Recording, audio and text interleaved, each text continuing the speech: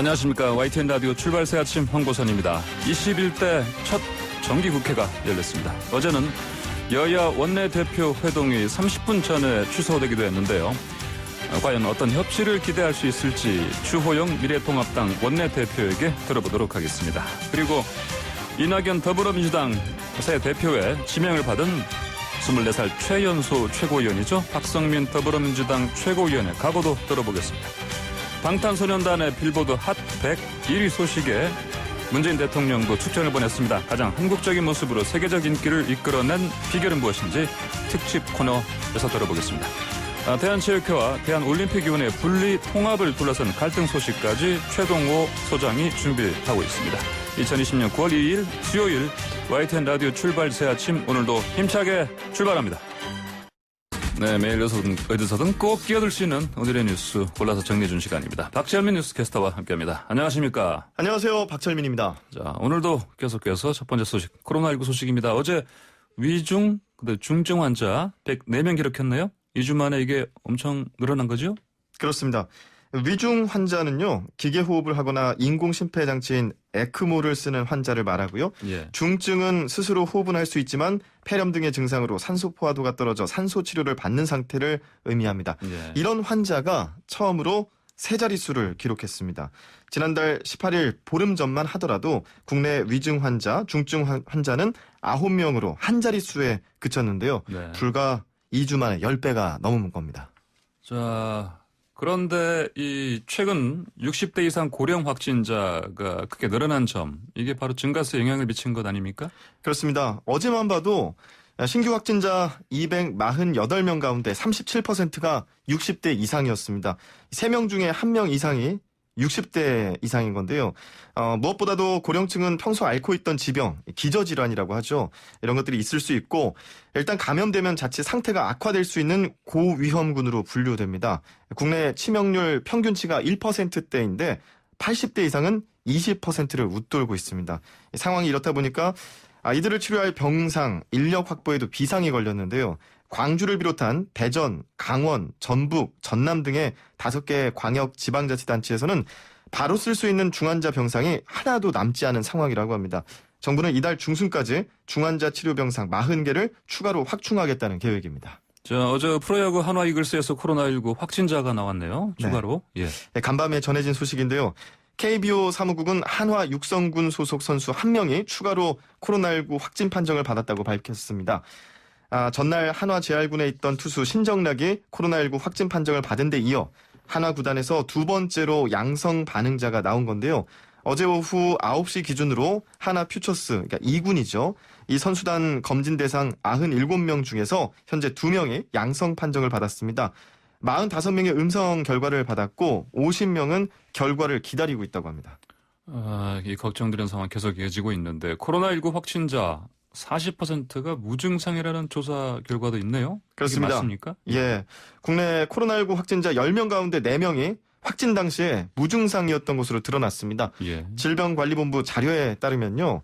지난달 25일 기준 코로나19 누적 확진자 17,000여 명 가운데 신고 당시에 증상 여부를 확인한 9,000명 정도 되는데 이 중에 40% 정도가 무증상자였다고 합니다. 확진자 가운데서 무증상자를 집계한 것이 처음인데 예. 검사를 받지 않은 사람 중에는 무증상 상태로 지내는 경우가 적지 않을 것이라는 분석이 나오고 있습니다. 또 무증상 상태로 지내다가 회복을 하는 경우도 있기 때문에 이런 환자 자신에게선 다행인 일이겠지만 무방비 상태에서 타인을 감염시킬 수 있다는 우려도 나오고 있고요. 한편 미국도 코로나19 환자로 확인된 사례보다 실제 감염자 수가 6배에서 24배까지 차이가 있을 수 있다라고 추정하고 있는 것으로 알려졌습니다. 네, 알겠습니다. 자, 어제 텔레그램 박사방 운영자 조주빈의 공범이 재판을 받았는데, 자, 증인으로 출석한 조주빈, 이 사람 또 황당한 진술했죠? 네, 그렇습니다. 자신이 만든 성착취물을 브랜드화하려고 했다. 이런 말을 했는데요. 어제 열린 조주빈의 공범 한모 씨의 속행 공판에서 조 씨가 증인으로 출석하면서 말한 겁니다.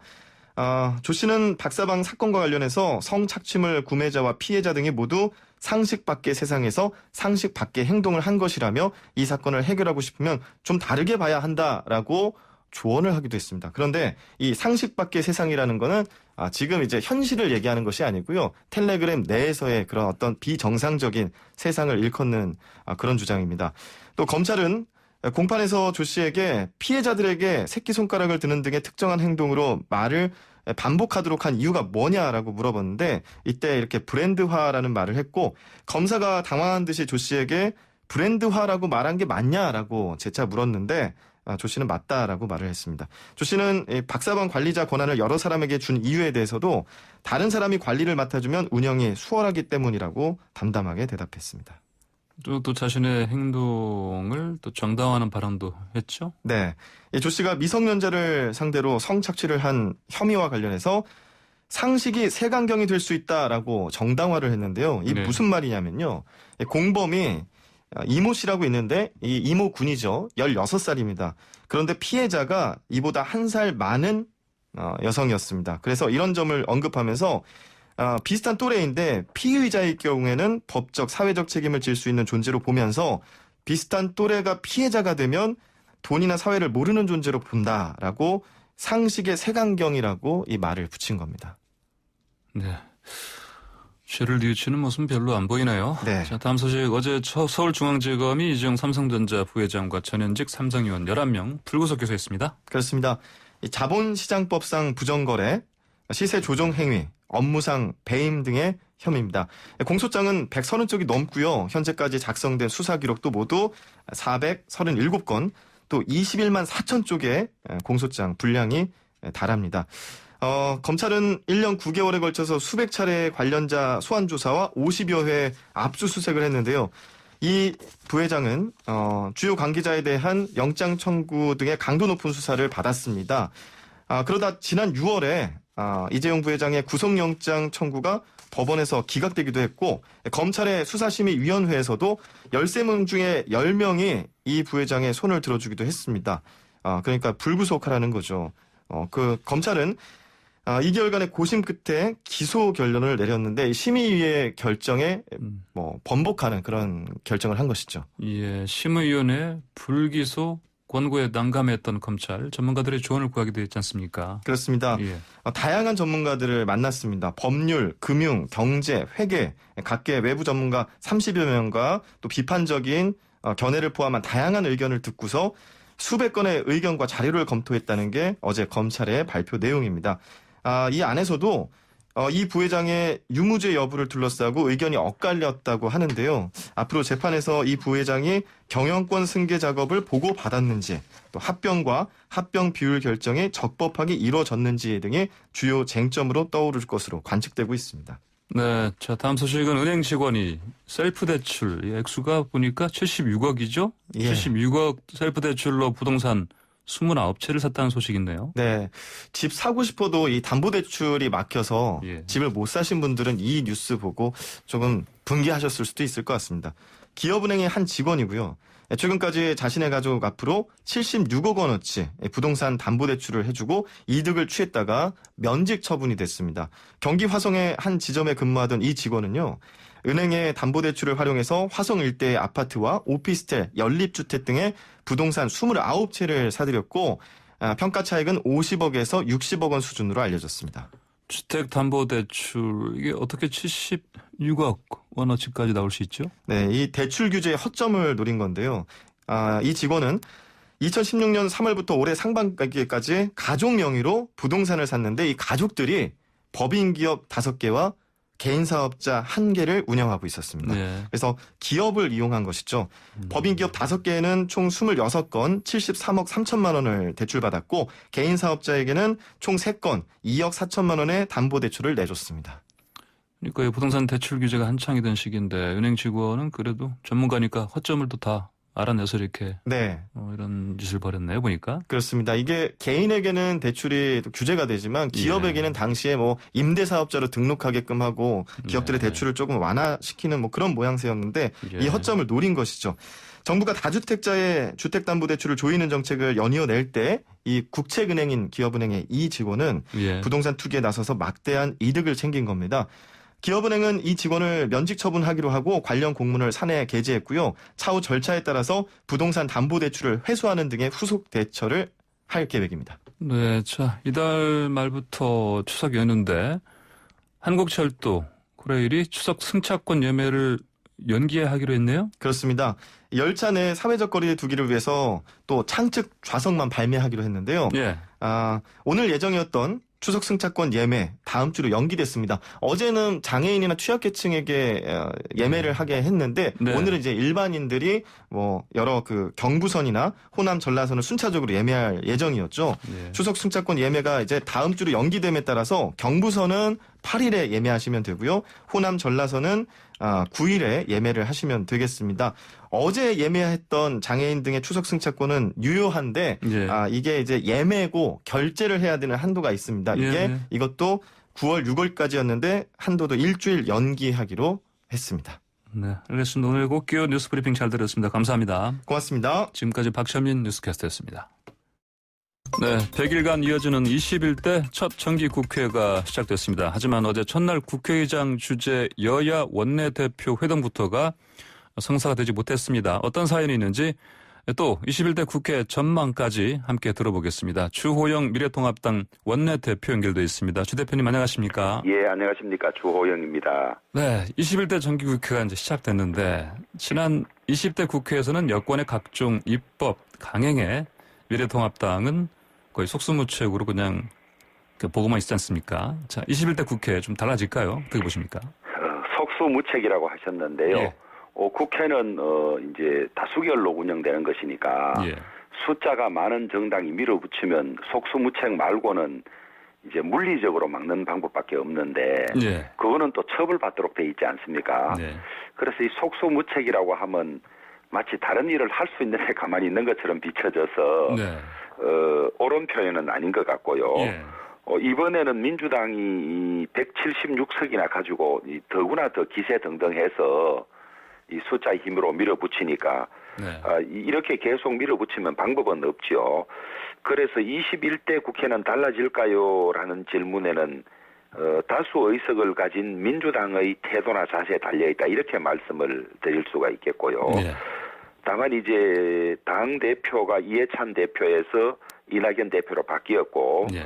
이낙연 대표는 협치를 자주 강조하고 또 의회주의자의 그 자세를 여러 곳에서 보였기 때문에 한각 기대가 없지는 않습니다만은 네.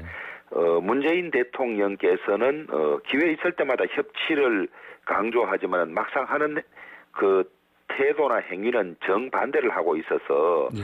일말의 기대가 없지는 않지만은 또 역시나가 되지 않을까, 혹시나가 역시나 되지 않을까 하는 이런 우려도 없지 않은 그런 상황입니다. 네, 알겠습니다. 자, 그러면 저 상임위 재분배 가능성은 어떻습니까? 이제 김태년 원내대표와 금명간에 만나서 아마 이 문제에 대해서 논의할 걸로 그렇게 예상을 하는데요. 네. 이 상임위 분배 문제는 애초에 법사위를 어떻게 할 거냐에서 이제 출발했기 때문에 네. 법사위에 대한 변경이 없으면 저희들은 받기는 쉽지 않지요. 네.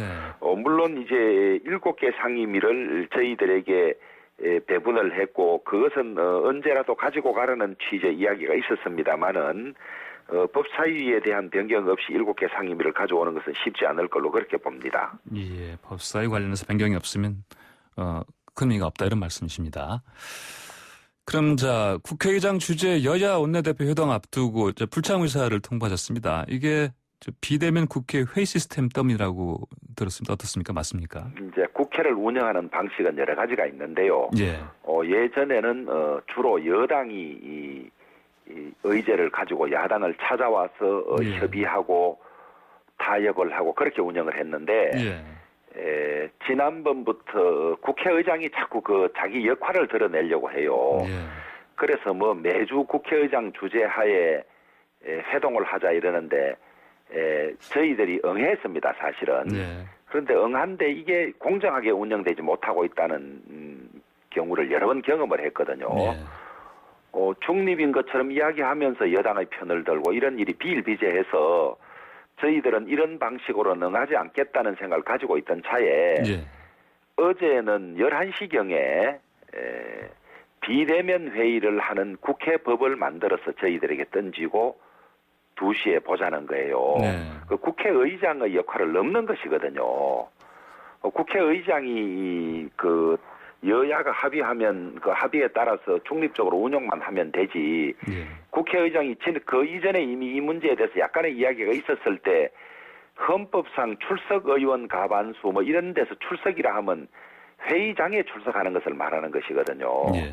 그런데 이 상위법인 헌법의 출석 개념을 그냥 무시하면서 하위법에 이 화상으로 표결할 수 있게 하고 한 것은 여당이 숫자로 밀어붙이는데 이게 이제 고속도로를 깔아주는 것밖에 안 되는 것을 아무 문제 의식 없이 던져서 저희들이 대단히 붕괴했어요. 예. 그래서 불참을 통보한 것이고 나중에 들으니까 민주당에서도 각 당의 의원총회를 화상으로 하는 정도만 시설을 하지 예. 그런 문제 지적 때문에 본회의나 상임위를 화상으로 하는 거는 고려하지 않고 있는데 자기들도 모르는 일이라는 이야기를 들었어요. 예. 국회의장이 너무 오버하고 네. 헌법 개념이나 중립 개념을 저희들은 무시하고 있다고 해서 참여하지 않은 거죠. 네, 네. 국회의장이 중립을 지키지 않고 또 역할을 넘어서는 그런 행보를 보이고 있기 때문이다 이렇게 말씀하셨고 또 어제도 그렇지만은 국회 개원과 상임위원장단 선출 과정에서도 일방적으로 날짜를 잡고 예. 일방적으로 선출하고 저희들은 역사에서 이 국회의장들이 한 행위들이 평가가 되지 싶은데 예. 저는 아주 좋지 않게 기록될 거라고 그렇게 보고 있습니다. 네. 자, 이낙연 새 대표에게 국회 사법감시특별위원회 설치를 제안하셨습니다. 이 사법감시특별위원회 어떤 내용입니까?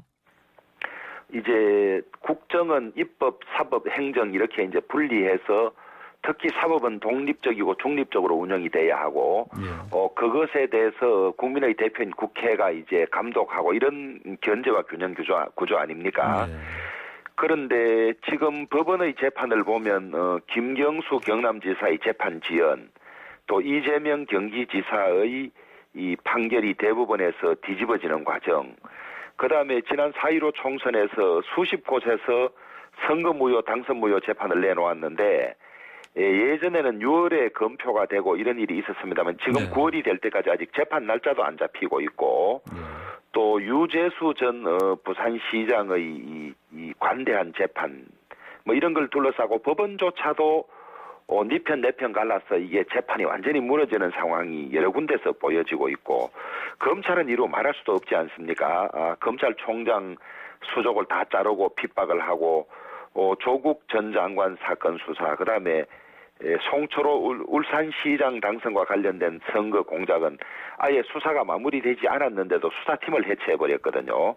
그다음에 추미애 법무부 장관의 아들 군무이탈 문제는 8개월인가 지났는데도 수사가 진행되지 않고 있는 그런 상황이고 제대로 또 권은 유착 사건 뭐 이런 걸 둘러싸고 중립적이어야 할 법원 또 준사법기관 검찰이 완전히 법치주의를 파괴해서 이 점에 관해서 통탄하는 국민들이 너무 많거든요. 그래서 국민의 대표인 국회에서 사법감시 특위를 만들어서 중립적이고 독립적으로 하고 있는지라도 한번 챙겨보자.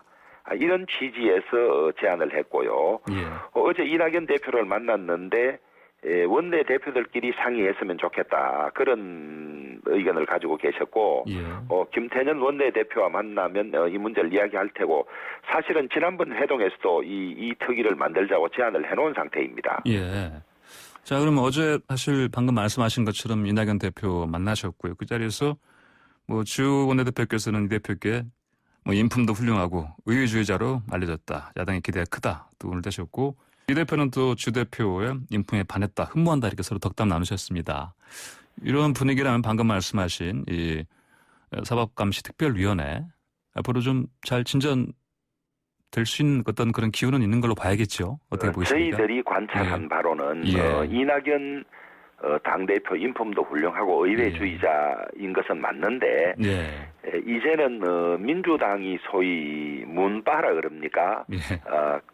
아주 편향적이고 집요한 문바들이 이 당을 좌지우지하는 경향이 많기 때문에 이 문바와 척을 지면 또 집중 공격을 받는 상황이거든요. 그래서 그런 민주당 내 역학구도에서 이낙연 대표가 얼마나 소신을 가지고 하실 수 있을지, 이제 문바로부터 공격을 받고 척을 지게 되면 내년에 있을 대선 후보 선거에서 불리해질 수 있기 때문에 그 지점에 아마 이낙연 대표의 고민이 있을 걸로 생각을 합니다.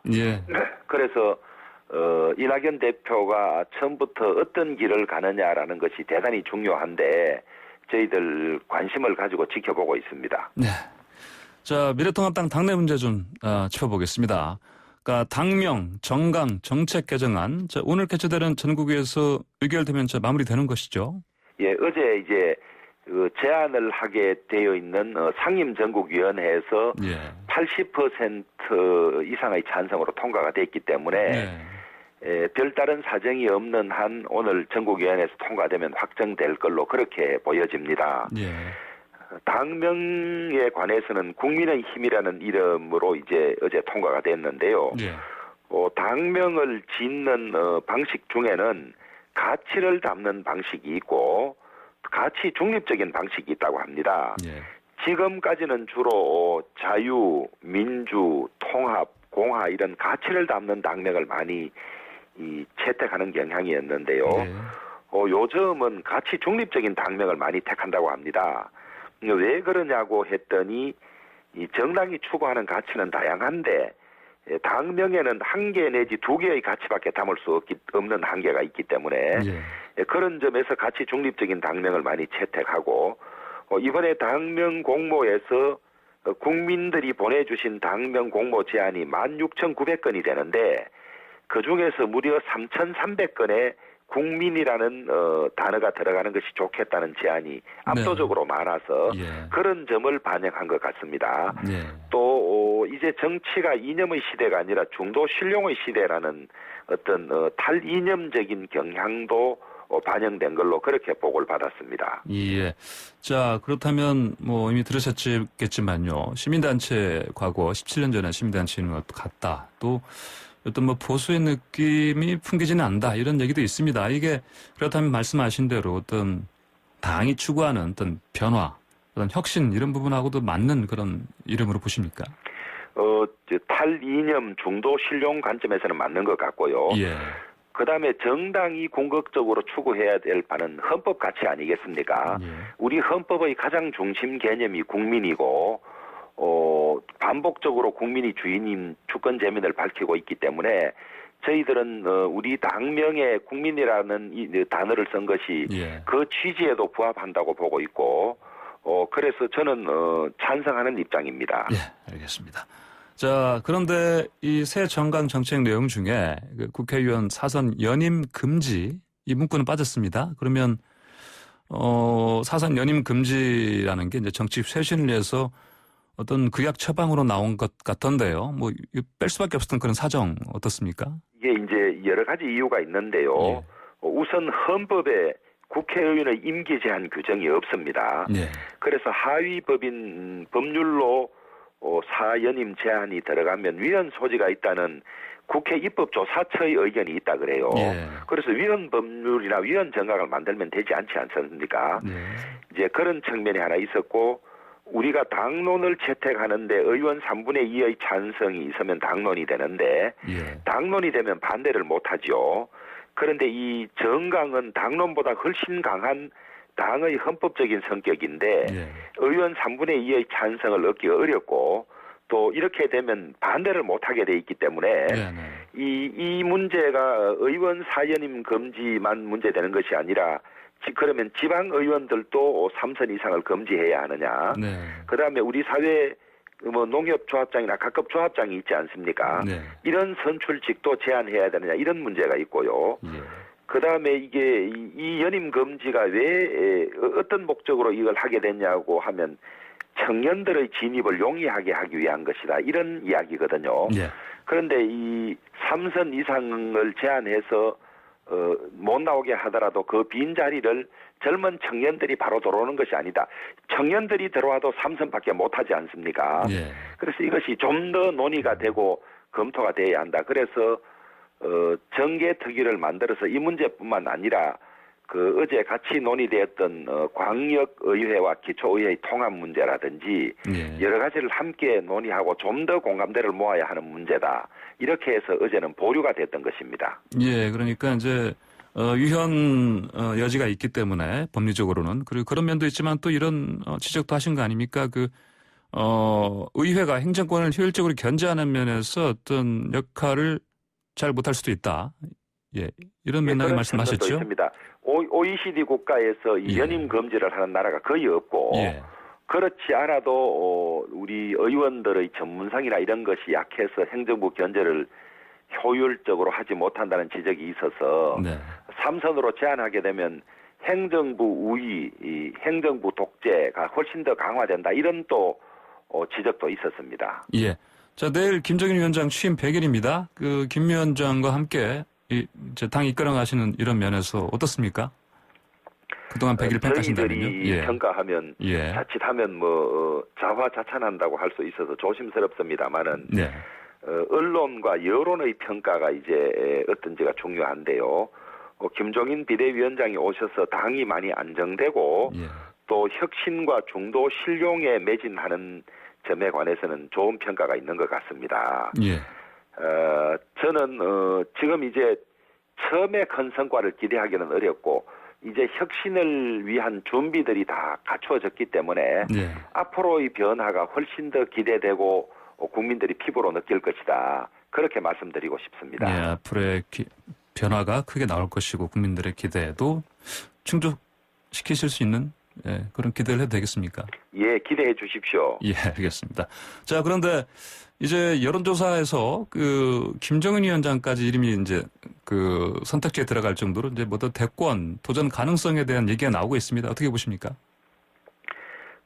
본인께서 거듭 네. 본인의 역할은 당 혁신과 재건이고 네. 물러날 때를 잘 아신다고 하셨기 때문에 네. 다른 억측이나 이런 것들은 안 하시는 게 좋을 것 같습니다. 네, 알겠습니다. 오늘 말씀 여기까지 듣겠습니다. 감사합니다. 예, 감사합니다. 네, 지금까지 미래통합당 주호영 원내대표였습니다. 네, YTN 라디오 출발새 아침 1부 순서는 여기서 마치고요. 잠시 후 2부로 돌아오겠습니다. 네, 이낙연 더불어민주당 새 대표 체제가 구축되고 당무 인사가 발표되면서 주목받은 인물이 있습니다. 24살의 나이로 집권 여당의 지명직 최고위원이 된 박성민 청년 대변인인데요. 자, 연결해서 이야기 나눠보겠습니다. 안녕하십니까? 네, 안녕하세요. 박정민입니다. 네, 자, 작년에 유튜브 채널을 통해서 청년 대변인 공개 오디션을 합격하신 건데, 자, 정계에 관심 갖게 된 이유가 뭡니까? 사실 여러 가지 계기가 모여가지고 정치라는 하나의 그림이 좀 완성이 됐던 것 같은데요. 예. 일단 제가 고등학생 때 세월호 참사를 겪었고 그때 좀 부채의식이 굉장히 강하게 남았었습니다. 예. 그 이후에 이제 대학교 2학년에서 3학년으로 넘어가는 그 시점에 정유라 21위 그리고 박근혜 정부의 국정농단 거기서 비롯된 촛불 집회까지 경험을 하게 됐는데요. 예. 그때 제가 많이 생각했던 건 지금까지는 그냥 저라는 사람의 사적인 이익을 좀 추구하면서 살아왔다면 앞으로는 좀 다른 삶, 좀 공적인 삶을 살아야겠다라는 생각을 했던 것 같습니다. 그러다 예. 보니 세상을 가장 긍정적으로 좀 변화시키는 데 있어서 능동적인 영역이 어디일까 생각해 봤더니 좀 저는 정치라는 판단을 했던 것 같습니다. 네, 그렇다면 아까 말씀드린 이제 공개 오디션에서 대신 합격하신 네. 그 포인트, 강점 어떤 거였다고 보십니까? 당시에? 당시에 제가 이제 논평 발표라는 그 마지막 3차 면접에서 청소년을 일회용으로 사용해서는 안 된다라는 주제로 이제 논평을 발표를 했었는데요. 네네. 그런 지점에서 제가 느끼고 있는 문제 의식이라든지 아니면 제가 그동안 계속해서 지역에서 청년 당원으로서 활동해 왔던 부분들을 좀 많이 눈여겨 보셨던 것 같습니다. 네네. 그래요. 자, 그런데 이제 이렇게 지명받으셨다는 소식이 나오자마자 진중권 교수가 이런 글을 남겼어요.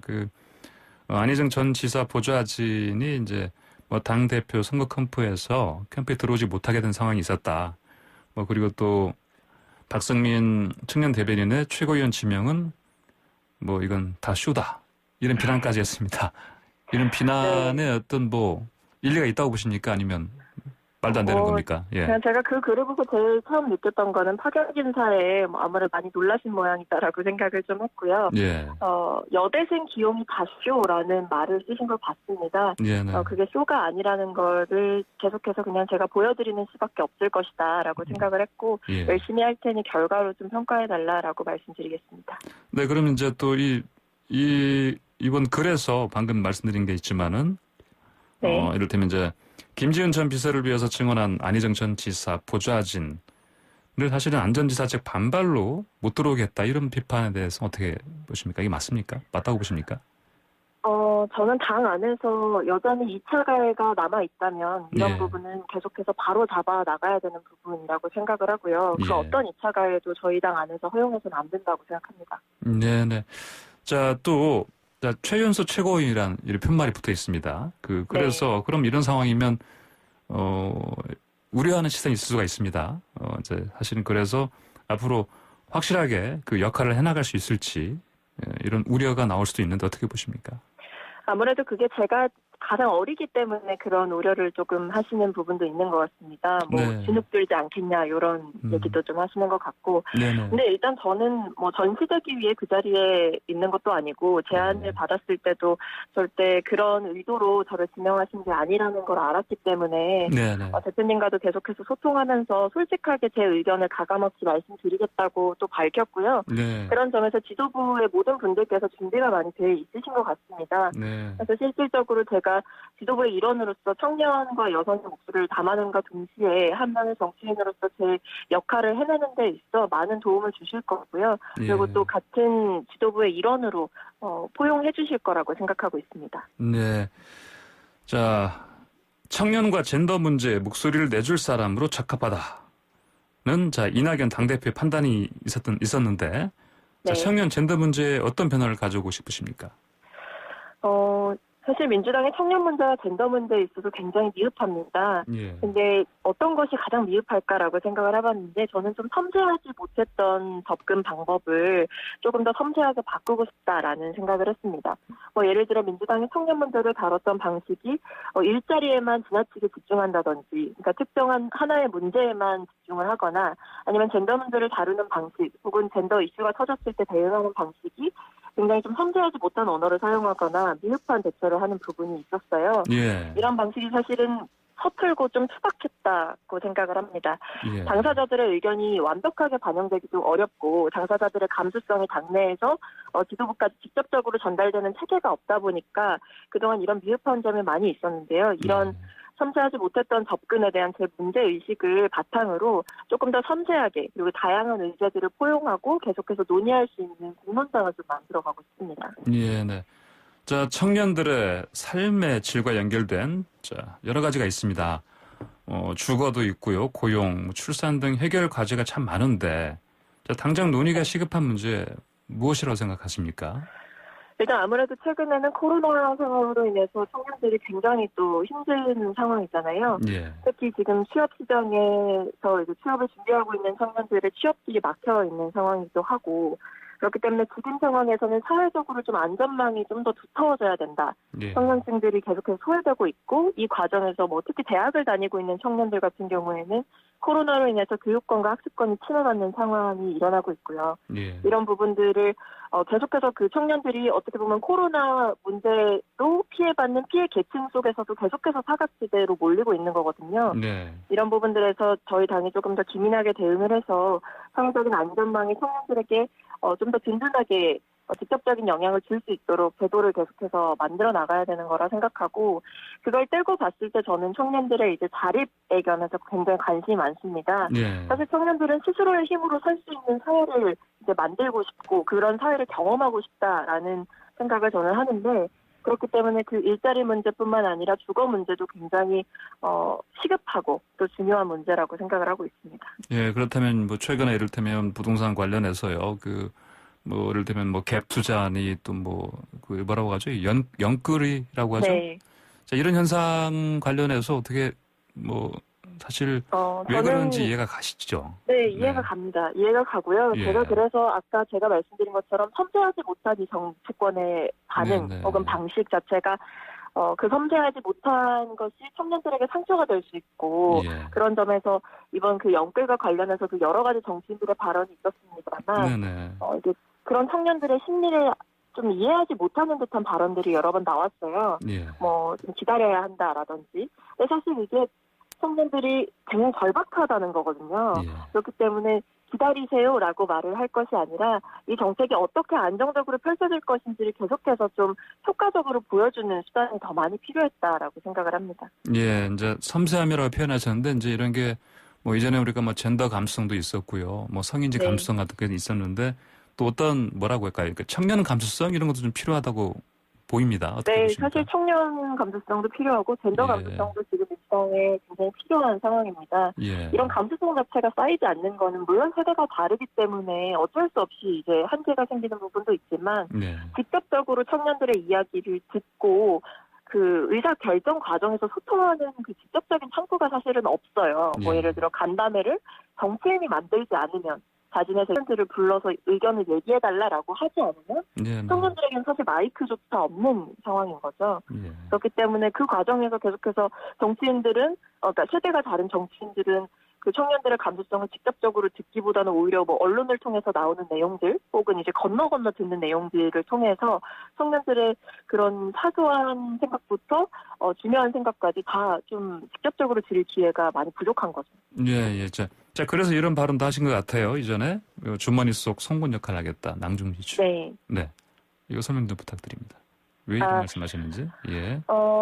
일단은 이제 주머니 속 송곳 역할을 하겠다는 건 꼭 필요한 자리에 있으면서도 좀 민주당이 부적절한 발언을 하거나 잘못된 방향으로 갈 때 그것을 바로잡는 역할을 좀 하겠다는 것이고요. 네네. 어쨌든 저는 당의 외부자가 아니고 당의 내부자이기 때문에 또 내부자의 입장으로서 할 수 있는 일이 더 많다고 생각합니다. 예. 당이 어떻게 돌아가는지 알고 있고 당에서 어떤 방식으로 의사결정을 하는지 지금은 이제 그 의사결정 과정에 제가 들어가게 된 거니까요. 네네. 그런 점에서 민주당에서 부적절한 방향 혹은 부적절한 방식으로 언어를 선택하고 뭐 결정을 할 때 있어서 제가 주머니 속 송곳처럼 날카롭게 또 지적할 부분은 당당하게 지적을 하고 아닌 네. 점은 아니라고 얘기를 해야겠다라는 점에서 그렇게 말씀을 드렸습니다. 네. 그런 맥락에서라면요. 사실 박원순 전 서울시장 네.